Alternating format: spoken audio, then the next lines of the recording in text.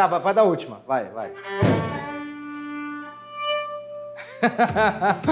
Sejam bem-vindos ao RIB! Patrick, vou te falar uma coisa. Não, eu que vou falar. Fale. Que menino lindo, hein, Cara, Olha no último episódio que gravei com o João Negrai, eu pedi pra produção pra vir arrumado e ela falou, não, o programa é informal e tal. Aí apareceu quem? O Ken da Barbie, tá ligado? Todo arrumadinho, de terninho e tal. Falei, hoje eu vou arrumado, irmão. Estamos hoje com um convidado de gabarito aqui. Inclusive, até fiquei chateado porque a produção não deixou eu vestir terno e gravata pra conversar com ele e ele veio arrumadinho. Hoje eu vou arrumado. Você pegou esse paletó do fundo maior. Não é, deixa eu te explicar então. Aí, o que aconteceu? Me preparando para uma entrevista tão importante, liguei direto para os estúdios da Bandeirantes em São Paulo e pedi para que Douglas Santucci me enviasse o seu personal stylist. Personal stylist, porque o Douglas é chique, né, velho? O Douglas é outro nível, ele é patrão, né, filho? Ele é o chefe de todos nós, afinal de contas. Aí o que ele fez? Ele mandou pra mim a personal, mas eu tenho certeza que não era bem a dele, tá ligado, velho? Porque ela me trouxe a camisa que o João guarda atrás da porta dele, lá no escritório, e mandou um terno que eu acho que é o terno de quando ele tinha uns 14 anos, mais ou menos, porque ele é mais alto que eu, né, filho? Ele queria mandar a lente de contato dele, mas eu não. Gente, tem um outro motivo também pelo qual eu estou tão arrumado. Afinal de contas, Rafaela. Ulisses! Ah, meu Deus do céu, quem que tem o seu... Hoje nós temos uma comemoração muito importante. É aniversário do tio Ulisses? Não. Hoje... Na verdade, o programa passado foi comemorado, mas não do jeito que devia. Hoje nós vamos comemorar os nossos 30 episódios. 30 episódios. E olha aqui, ó. Olha só, Patrick. Pega aqui. Foca aqui, Jorge. Foca aqui. É nóis, mano. É nóis, hein? Dá uma olhadinha aqui. Ah, é a nossa cara. Isso aí. E foi também em homenagem ao João Negrai, que adora fazer isso com os alunos, né? Olha os bonequinhos. Com certeza! Sensacional! Então é isso, velho. Você viu que até que os bonequinhos estão brigando aqui, né? Vamos variar um pouco. É isso aí. 30 fucking episódios. Se vocês aguentam a gente, obrigado. Velho, eu vou falar pra você assim. Vamos fazer o seguinte. Bem melhor agora, hein, Patrick? Pelo amor de Deus. Bem melhor não, né, cara? Velho, olha aqui, o Ivo bicho. Pitangui já não faz mais plástica. Mas o Ali faz milagre. Claro, né, cara? Olha só o cabelo de... Você foi essa semana de novo, velho? Hoje, cara. Nossa, coitado do Ali. Claro, prejuízo. Fiquei sabendo que o Negrai ia tá aí, o cara vem sempre na estica, né, velho? A gente ficou preocupado, dá uma olhada. Olha o cabelinho dele, olha que bonito, olha o topete. Esse cara tem que falar que é curitibano, velho. Ele usa topete ainda, irmão. Velho. O que você tá falando? Você tá tentando me imitar? Olha ali, dá uma olhada aqui, ó. Mostra aí pra mim, editor, uma imagem do programa no começo. Cabelinho raspado, na zero, só boné. Agora ele até tirou o boné, olha ali, ó, cabelinho pro lado, mesmo lado que eu pentei, incrível. Não é mesmo? Não, que coincidência. É que não adianta, não é coincidência. É cabelo ruim o nome disso, cara. O cabelo vai pra onde ele velho, quer. fala pra você. O que você tá fazendo aí hoje? Eu? Nada. Vim aqui só assistir a entrevista do João Negrai, que é muito fazendo boa, pra cara. gente comer, cara? Pra comer. Eu bati no microfone, Jorge, tá tudo bem aí? Tá bom. Cara, hoje eu vou fazer só um filezinho grelhado com um pão de alho enrolado no bacon. Ô, louco!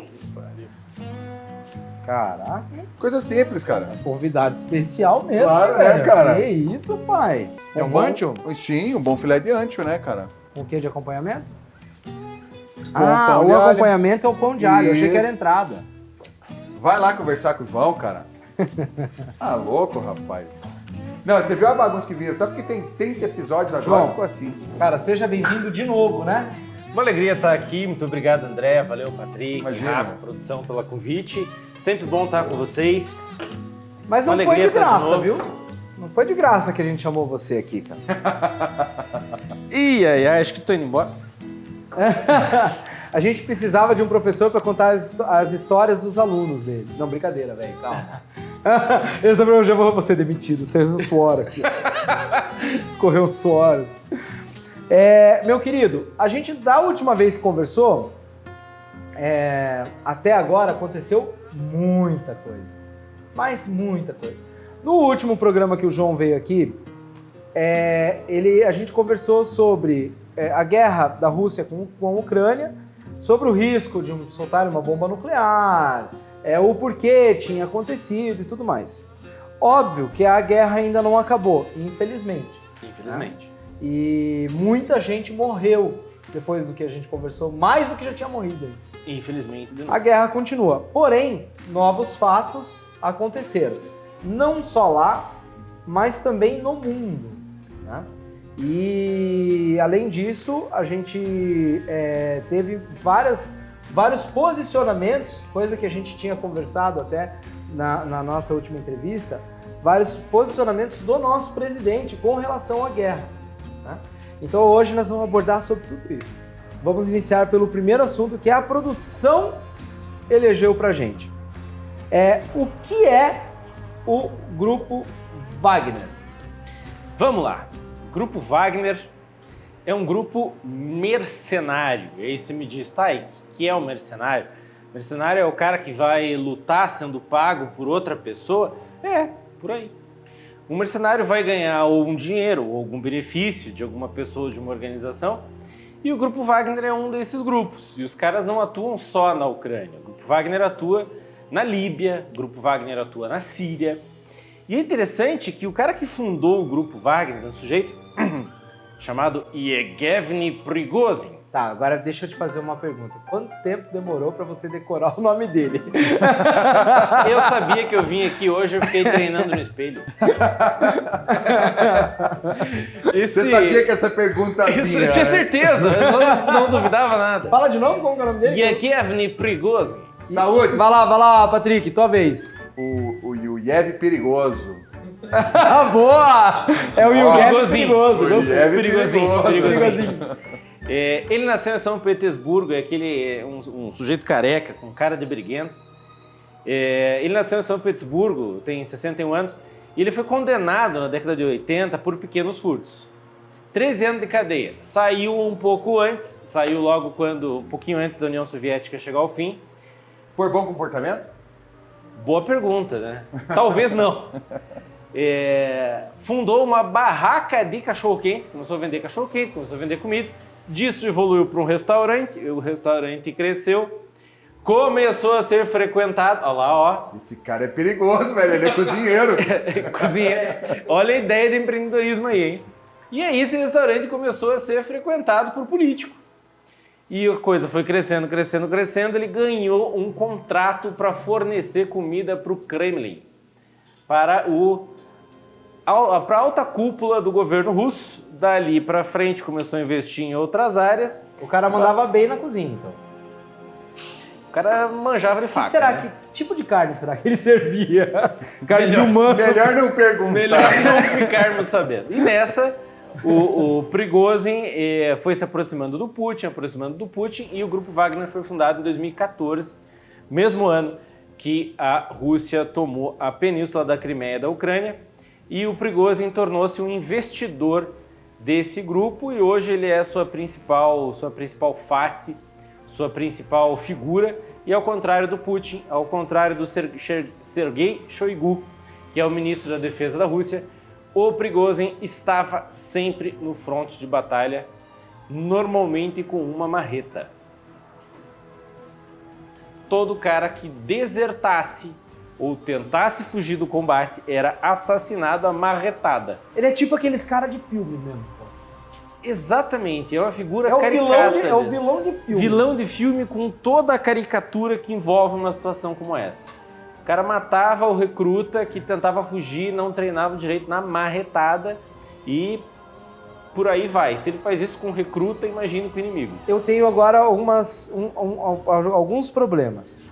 Eu tenho um amigo que não montou uma barraca de cachorro-quente, mas ele tinha um shawarma, tá ligado, cara? E fazia hambúrguer. Ele evoluiu para um restaurante. de carne? E esperamos que ele comece a atender políticos, tá ligado? Na verdade... Mas ele tem um machado, velho. Essa semana- Eu tô realmente começando a ficar preocupado, Que cara. bom que o Machado tá perto de você e não de mim. Vamos deixar isso claro, né? Você quer trocar de lugar comigo? Não, obrigado, tô bem aqui. A música é legal. Essa ideia é boa. Para de me olhar, velho. E ele tem cara de louco, inclusive. A diferença é que o Prigozhin é careca. O Bernardo continua. É, mas ele raspava o cabelo aqui. Agora ele deixou o topetinho. Essa peruquinha aí. Eu sou curitiboca, né? Tá velho? parecendo o boneco do Duduzinho, velho. Tá igualzinho o boneco do Duduzinho. Então, qual que é a senha do cofre? Vamos Aí, descobrir ó. a senha do cofre. Aí, ó, Dudu. Aí, ó. Já tem um candidato aí pra ficar naquela janelinha lá, velho. Dudu, pra quem não sabe, é do Dudu é Show. É, o programa... Todo mundo sabe, cara. Todo mundo Pô, conhece o Dudu. programa diário, Porra. uma figuraça, Dudu. Que inclusive o programa é lá dentro do Marumbi. Se quiserem comprar carro, é lá, mais de 1.000 veículos. E agora diz que eles estão dando prêmio para cada carro que eles compram lá. Você compra o carro, sai com uma air fry, uma cafeteira ou um smartphone na mão. O cara tá se superando, né? Ele é demais, né, velho? E não é sorteio, velho. Você comprou, você ganhou. Você sai Sério? com o prêmio embaixo do braço. Eu? É, Acho que eu vou lá, hein? O que você ia pegar, O Patrick? smartphone, né? Que eu parar de reclamar do meu telefone, né, irmão? Ué, eu acho que a saída é ele comprar um carro mesmo, viu, gente? Quem sustenta o grupo Wagner, então, são os países, né? Sim. Mas de onde vem o armamento deles? O armamento deles é o armamento que foi entregue pela Rússia, no caso dessa luta que vem acontecendo na Ucrânia. E como eu comentei aqui naquela nossa primeira conversa, é um armamento velho, um armamento antigo. Enquanto os ucranianos estão lutando com o que há de mais novo entregue pela OTAN, o grupo Wagner está lutando com armas velhas, armas antigas, armas obsoletas da Rússia, muitas delas do que era arsenal da União Soviética. Mas me diz uma coisa, se eles são 25 mil homens com armas velhas, por que eles ficaram tão apavorados se eles têm 1 milhão no exército? Velho? Ah, mas daí eu vou entrar no assunto que os caras têm sangue no olho. Olha, eles avançaram quantos? Acho que 200 Mas, irmão, são quilômetros 25 em um mil contra dia. 1 milhão. Cara, Não. Eles chegaram a 200 quilômetros de Moscou. Ó, O Putin fugiu de então, Moscou, assim, velho. É, então, Ele, ó, falando, né? A diferença... Então eles avançaram mais de 200 Ô, Putin, ainda. pelo amor de Deus, né, mano? Capitão fica até o barco afundado, filho. cagão! Meu Deus do céu! Eu E se não não falei gostou, nada. vem me pegar. Cara, Não, me brincadeira, velho. Não, só pega ele, tá? Eu tô fora, não falei nada. Pode vir me pegar assim. Tô aqui em Brasília, era um prédio que tem uma bacia pra cima e uma pra baixo. Assim, ó. Duvido que você venha aqui, Putin. Claro que vem. Todo mundo que vem pro Brasil agora tá liberado, irmão. Pode vir todo mundo. Os caras do grupo Wagner, eles foram recrutados em presídios russos. Que legal. Você chegar pro sujeito que Era tá inclusive lá, de onde vinha a carne que ele servia. enfim, né? Os caras que servem no grupo Wagner, eles foram, muitos deles, recrutados em presídios da Rússia e dos países aliados da Rússia, como Belarus, e muitos deles tinham um treinamento militar. Ano passado, muito no desespero, os russos recrutaram 200 mil homens e davam a esses 200 mil homens algo como 5 dias de treinamento militar e mandavam essas pessoas para o fronte. Essas pessoas chegavam despreparadas na guerra. E o que acontece com esses que são do grupo Wagner é que alguns já tinham alguma experiência, alguma instrução de combate prévia. E um outro ponto é que o grupo Wagner, segundo alguns serviços de inteligência, conseguiu obter algumas armas no mercado negro.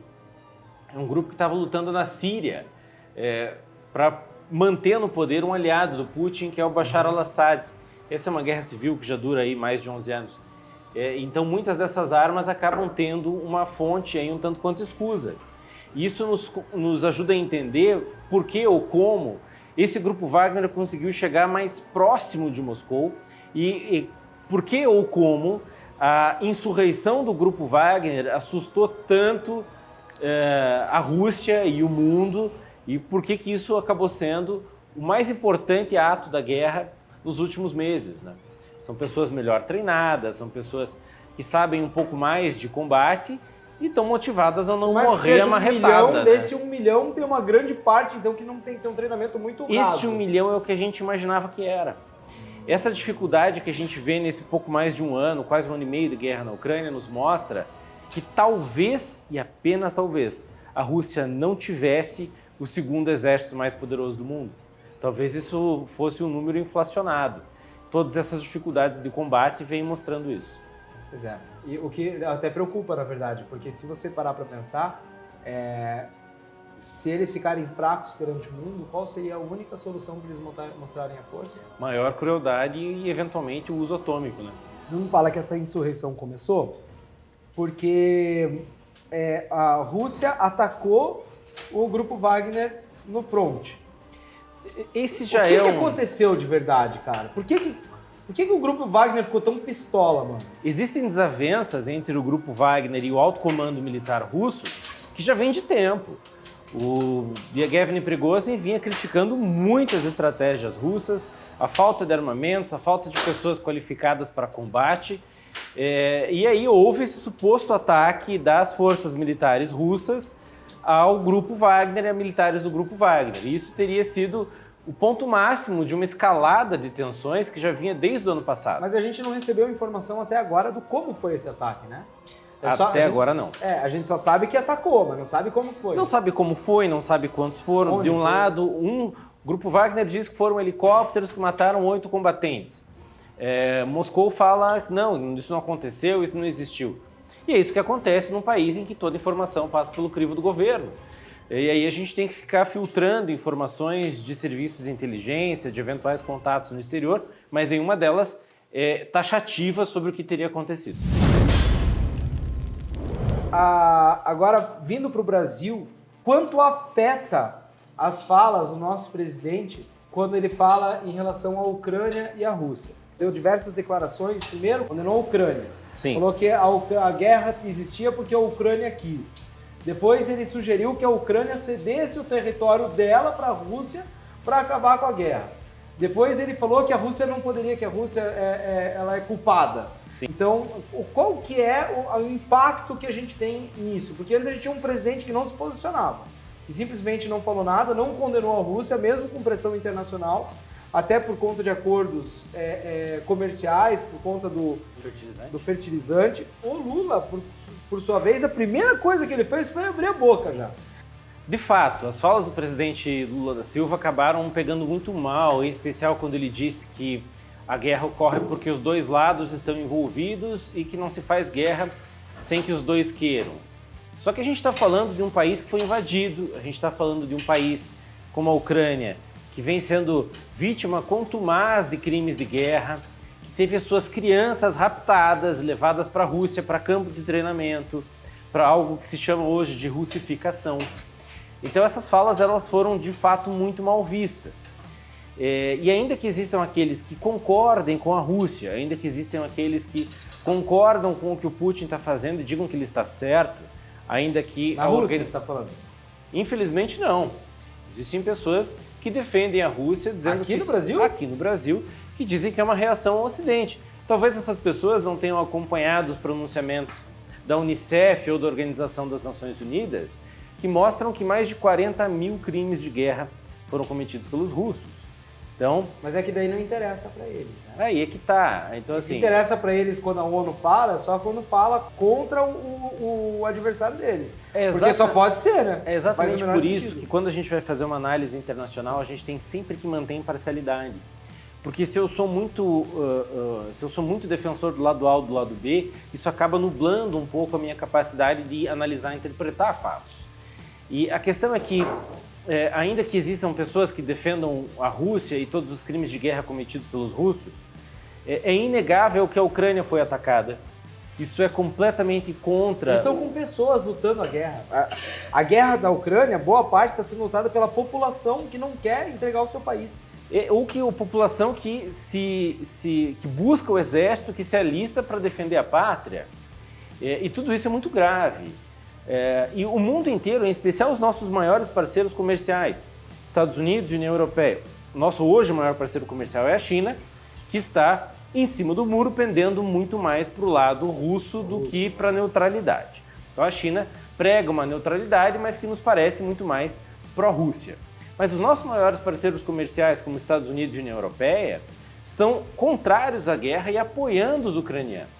E um ponto que pegou muito mal foi o fato do Brasil ter dito que a culpa da guerra é dos dois, sendo que um dos países foi invadido. E além de ter sido invadido, essa invasão é veementemente contrária à Carta das Nações Unidas. Então, isso pegou mal e isso acaba colocando o Brasil numa posição delicada. O Brasil é membro dos BRICS, o grupo que é composto de Brasil, Rússia, Índia e China. E aí a África do Sul que entrou depois. O Brasil tem uma grande colônia ucraniana, então nós seríamos um mediador ideal. E essas falas do presidente Lula acabaram tirando um pouco da neutralidade que se via do Brasil, e isso tira um pouco do nosso crédito para sermos um mediador dessa discussão. Cara, lembrei do negócio. O governo brasileiro acabou negando a venda de 450 blindados para a Ucrânia. Esses são os blindados Guarani. Esse seria um negócio que nos renderia cerca de 3,5 bilhões de reais e que não seriam usados como arma de guerra, seriam usados como ambulância para resgatar os feridos ucranianos das zonas de combate. Esse valor possivelmente seria pago por Estados Unidos e União Europeia, quase que à vista, e seria utilizado pelo Exército Brasileiro para desenvolver novas versões do blindado. E o governo brasileiro, em prol da neutralidade, ou de uma suposta neutralidade, acabou negando a venda desses itens para a Ucrânia. E, de novo, isso não seria utilizado como arma de guerra, seria utilizado para resgate de feridos. Em prol de uma suposta neutralidade, o que mostra que talvez o Brasil não esteja tão neutro, esteja um pouco mais pró-Rússia do que pró-neutralidade de fato. E qual governo foi esse? O atual governo do presidente Lula da Silva. Eu ia perguntar da KGB, você esqueceu. Calma! Calma, não, termina daí. Eu tinha esquecido mesmo. Toma! A produção quer que eu faça uma pergunta que fala assim, e a KGB, velho? Por que não matou os caras? A KGB não é tão...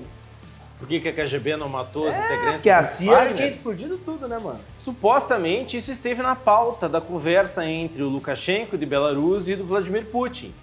Eles acabaram optando por não adotar uma medida um pouco mais grave nesse momento, porque talvez o Prigozhin ainda seja útil. Assim, eu no lugar dele ficaria longe de janelas, escadas ou chás de procedência duvidosa. Não aceita nada que seja feito pelos outros. Cozinhe sua própria comida, viu? Exatamente. Perigosinho.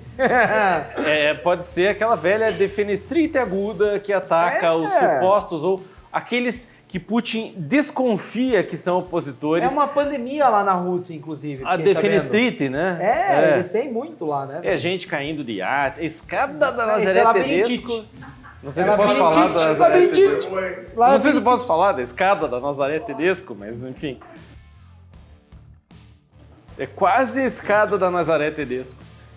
Acabamos de botar Nazaré, inclusive, na tela. Nazaré confusa.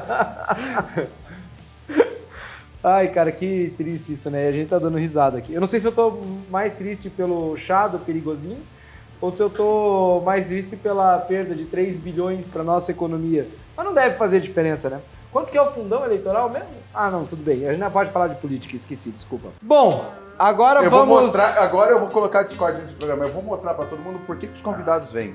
Não é pelo André. Que maravilha. Nem eu venho por mim, Patrícia. Nem eu venho por mim. Olha só isso, hein? Com esse prato, qual cerveja da Whey nós devemos tomar? O que combina mais? A APA. A APA? Eu tô com uma APA da Whey aí, cara, que é boa pra caramba. Boa demais. Vamos tomar. Pede pro Tio Ulisses. Tio Ulisses! Não, é seu Ulisses! Seu Ulisses! Lembrando a todos vocês que óbvio que nós vamos tomar uma APA agora, porque o Patrick falou que harmoniza melhor com esta cebola assada e esse ancho maravilhoso e o pão de alho com bacon. Mas pro inverno, nada melhor do que uma Avalon Porter. Nossa, eu tô muito merchandete, né, mano? Compra uma Avalon Porter, ele vai aquecer você neste inverno, muito mais do que meias de lã. É quase um Justus, né? Olha, pai. Um brinde. Saúde, que veio muito mais do que 30 programas. Sim, vai vir muito mais. Uma delícia. Valeu, Whey. Tamo junto!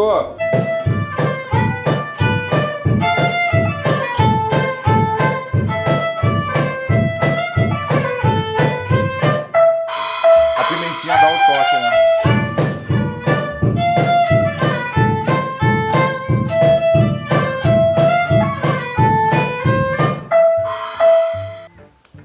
Como eu disse antes, os casamentos nunca mais serão os mesmos. Tem feito muito casamento, Gogori? Não. Não? Você não gosta, velho? Ele não gosta de ver os amigos. Imagina ele com esse papagaio tocando. Toca uma música de casamento pra gente, Diego. Acho que nem sabe, coitado. Como seria um casamento convencional?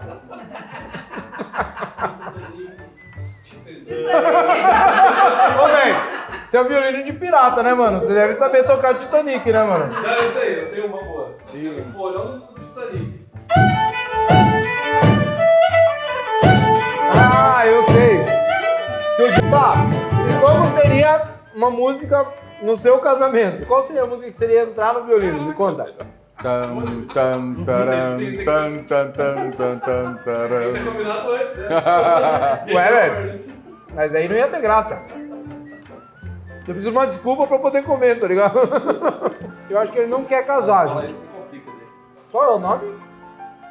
O quê? Da noiva? Da mulher? Ou da mulher? Cacau. Ela é noiva já ou não? Não, ainda não. Por quê?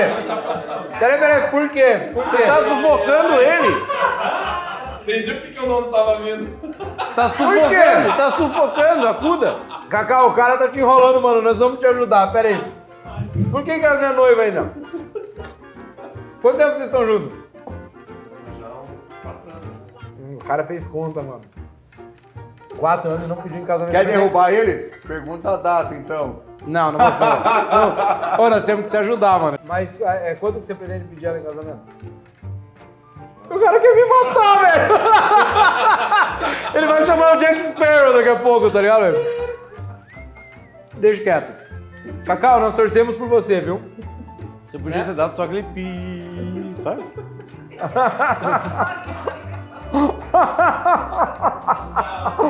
Nunca mais perdemos o violino de pirata para sempre. Nunca mais, esquece. A própria eu venho sem microfone aí. Cara, eu perdi minhas fichas aqui. Perdi minhas fichas. Tá, Ah, deixa eu- agora vamos direto. Bom, eu vou... Da Rússia para a América do Sul. Porque isso tem influência direta, inclusive, com o nosso governo direto aqui, né? Nós não estamos em guerra, obviamente, mas a geopolítica não se fala de guerra, se fala de tudo, né? Principalmente de relacionamento. A gente teve esses dias aqui uma infeliz, desculpa, mas é minha opinião, tá? E eu tenho todo o direito da minha opinião, é pessoal, e acho um absurdo quem acha que seja feliz, visita do Nicolás Maduro. Sim. E essa visita foi apoiada pelo governo brasileiro, né, cara? Por isso Como isso que foi visto lá fora, velho? Por isso que eu fiz a piadinha aquela hora, que no Brasil pode Cara, entrar quem quiser, né? Como isso é visto lá fora? O cara é um ditador, ele matou um monte de gente, ele mata os opositores dele, cara. Olha, a gente tem que entender que democracia e direitos humanos não são relativos. Ou é, ou não é. Ou respeita, ou não respeita. E como eu comentei, quando a gente faz análise internacional, a gente tem que ser imparcial. E ainda sendo imparcial, não há como dizer que a Venezuela é uma democracia. Segundo todos os índices de liberdades políticas, liberdades econômicas, direitos humanos, direitos políticos e direitos sociais, a Venezuela é um país repressor. Eu acredito que muitos sabem da guerra civil que vive a Síria. E aqui, vamos fazer aqui um raciocínio breve. A Síria está numa guerra civil desde 2011, quando começa a Primavera Árabe. A Síria é o país que mais envia pessoas, mais desloca pessoas e que mais manda refugiados para fora. A Síria vive uma guerra civil desde 2011. A Venezuela é o segundo desses países. Os venezuelanos, e não sou eu, professor João Alfredo, nem a Graia falando, é a Human Rights Watch. Desde 2016, Como tá o nome? Human Rights Watch. O que é isso? É uma ONG que busca pesquisar, assessorar e auxiliar na promoção dos direitos humanos. Eles, desde 2016, vêm comentando a situação muito precária dos direitos básicos dos venezuelanos. Para vocês terem ideia, os venezuelanos vêm emagrecendo nos últimos anos simplesmente porque falta comida. Falta comida. E eles mesmos lá falam isso, inclusive. Falam, o salário mínimo na Venezuela é de R$27 por mês.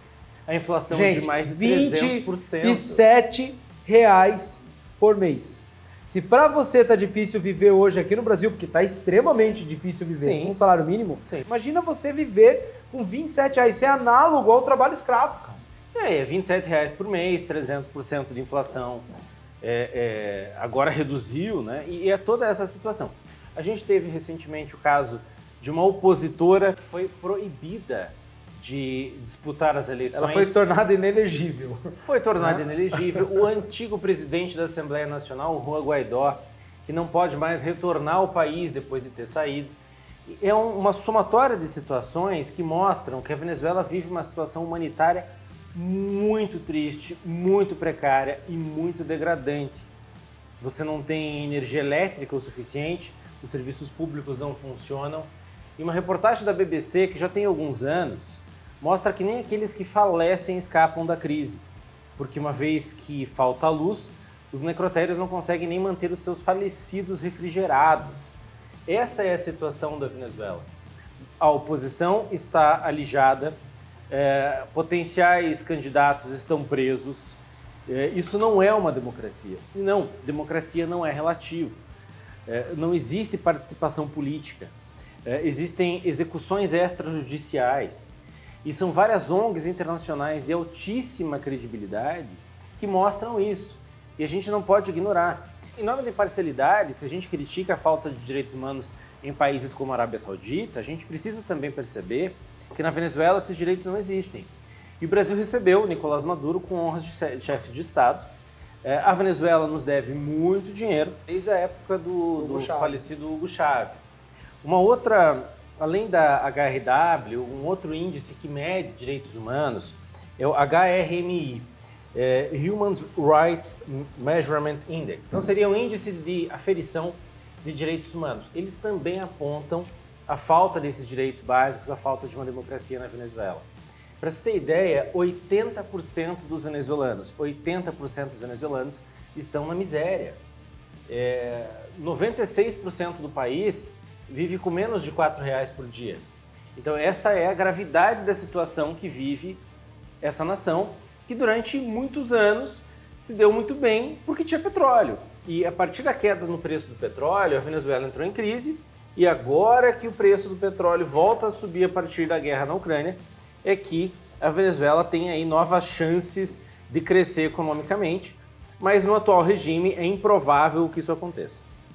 E qual que é o impacto quando pro Brasil? Não, pode comer, não tem problema. Eu vou prolongar a pergunta só para você poder comer mais um pouco. É bom demais, né? Tem mais desse pãozinho aqui, Patrick? Não? Eu comi!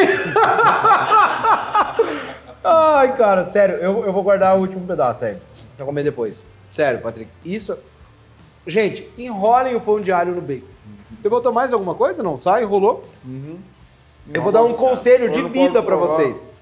Eu vou dar um conselho que vai mudar a vida de vocês. O que as pessoas em casa devem fazer? Pegar o pãozinho de alho, enrolar em fatiazinhas de bacon e trazer pra nós, igual o Patrick fez. Exatamente. Qual que é o impacto da gente receber um cara desses... Um sanguinário desse. Um sanguinário, um bandido, um assassino, certo? No país com honras. E ainda falar o que ele falou. Eu acho que a gente tem que pensar no combo.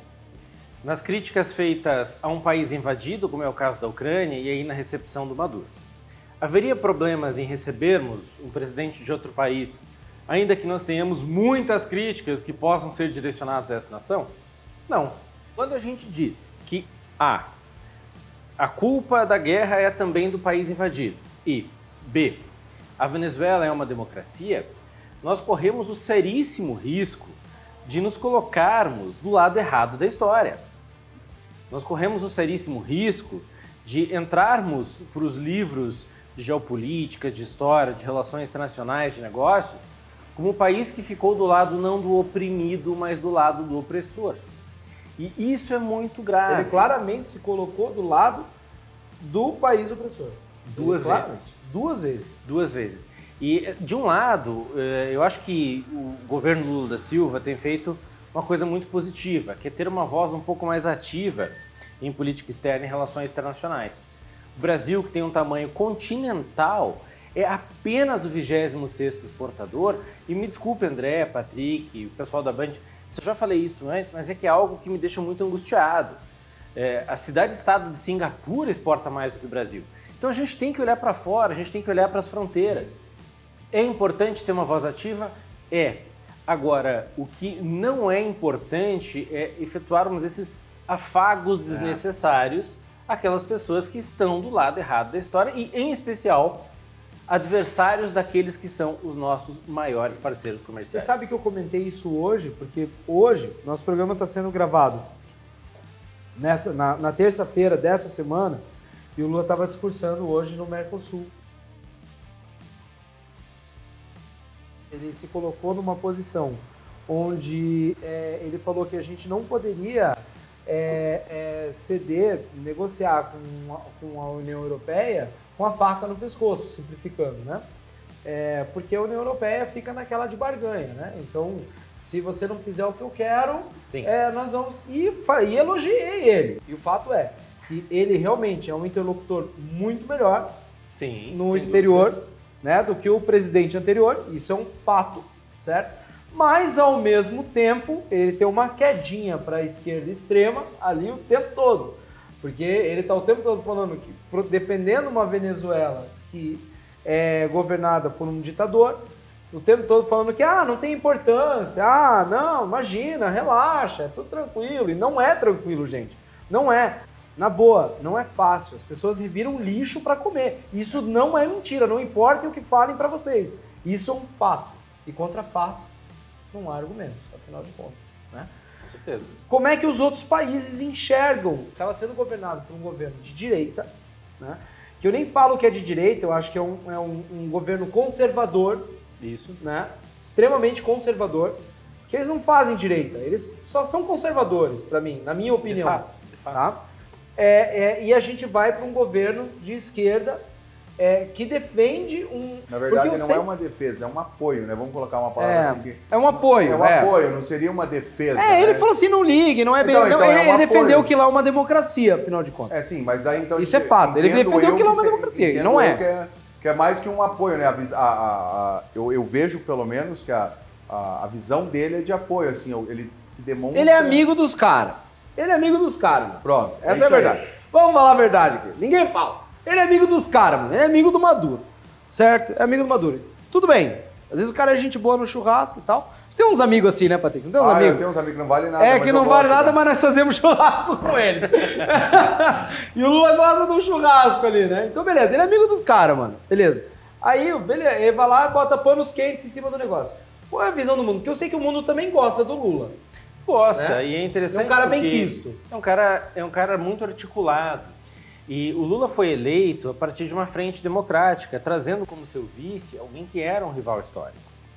Então ele se elege a partir de uma coalizão em que uma das coisas que foi mais debatida no ano eleitoral foi justamente a questão da democracia. E ao ser eleito, esses afagos a pessoas que não têm um viés efetivamente democrático, isso de fato pega mal. É como defender o agressor. E, de novo, nós precisamos pensar que todo o crescimento do país vai necessariamente passar por fronteiras. E nós não podemos estar do lado oposto daqueles que são os compradores dos nossos produtos. E não é apenas a gente olhar para a questão do Nicolás Maduro. A gente critica o Nicolás Maduro de forma, acredito, muito correta pelas políticas em relação a direitos humanos. Se a gente for falar de economia ou trazer o assunto para a economia internacional, muitas críticas podem ser feitas também a um outro cara que é o Alberto Fernandes da Argentina. Eu adoro a Argentina, adoro ir para lá, Os cara, vinhos são maravilhosos. vinhos E o maravilhosos. preço, então, agora... Obrigado. Como que é o nome dele mesmo? Alberto Fernandes. Obrigado, Alberto Fernandes. Obrigado, Fernandinho. Os vinhos estão muito baratos. Um povo que é educadíssimo, assim, em termos formais. Sou muito feliz indo para a Argentina. E a gente tem 40% dos argentinos na miséria. É uma tristeza, né? É uma tristeza. Então são muito parecidas as políticas que a Venezuela implementou no passado e essas políticas de um alto gasto público totalmente descontrolado que a Argentina implementa hoje. É uma tristeza o que os argentinos estão falando. Um país riquíssimo culturalmente, provavelmente muito mais rico culturalmente do que a gente, até em alguns estados aí, né? Eles têm uma cultura enraizada lá, eles são extremamente patriotas. Nacionalistas, né? né? Patriotas, né? Não, eles não são nacionalistas, porque nacionalistas acho É. que significa até uma outra coisa, mas eles são patriotas. Que recebem a gente muito bem. Muito bem. Né? A gente recebe mais mal eles do que eles recebem a gente, por sinal. E que tem uma gastronomia maravilhosa, tem um vinho... Eu não sei se esse dado está correto, tá? Mas eu vi que em Buenos Aires tem mais livrarias que no Brasil inteiro. E esse é um dos pontos que eu gosto tanto de ir para Buenos Aires, porque é carne, livro, vinho, nossa, tô em casa. Cara, é demais, velho. É fantástico, uma cidade lindíssima. E vou falar pra você, são as 3 coisas que eu mais amo na vida, por sinal. Carne, livro e vinho. Ouviu, Rafa? Aham. A gente tem uma livraria em casa, não tem não, Rafa? Tem. Tem uma livraria em casa. Uma vinícola. Eu, infelizmente, não vou mentir, nos últimos anos não tenho tido mais o tempo de ler, cara. Não tenho tido, mas eu tenho muito livro, eu lia muito, consumia muito, muito. E não consigo ler no tablet, no celular, eu odeio, cara. Eu também Eu detesto. gosto de ler no papel. Eu gosto de sentir o cheiro do livro. Isso, cara. E toda vez que eu entro numa livraria, eu sinto mesmo... Nossa, veio água no rosto agora. Tô até emocionado aqui, velho. Emocionei, vou água do Emocionado. Cara, eu tenho aqui mais 2 perguntas, mas essas 2 perguntas eu acho que vão gerar um programa inteiro, até segundo você, que seria sobre a China. Nossa, outro programa, vou vir de novo. Olha só. Ai, que triste. Combinado, então? Com certeza, sempre João, uma alegria estar aqui. Cara, valeu Muito demais. obrigado, André. Obrigado pela Patrick, presença aqui Obrigado, ao João. longo. Valeu, irmão. João é o Obrigado. nosso convidado especial do 30º programa aqui no estúdio. Tá? É sempre um prazerzaço receber você. E nós temos muito Alegria. assunto para conversar ainda. Nós vamos E que a gente conversar tem de uma novo. hora, possa falar sobre coisas mais leves, mais positivas. mais Puxa, coisa nossa, boa. tá boa a venda lá pro exterior. Nossa, total. Vendemos 3 Melhoramos. bilhões, vendemos 3 bilhões em ambulâncias blindadas para salvar as pessoas na Ucrânia. Pois é. Né, cara?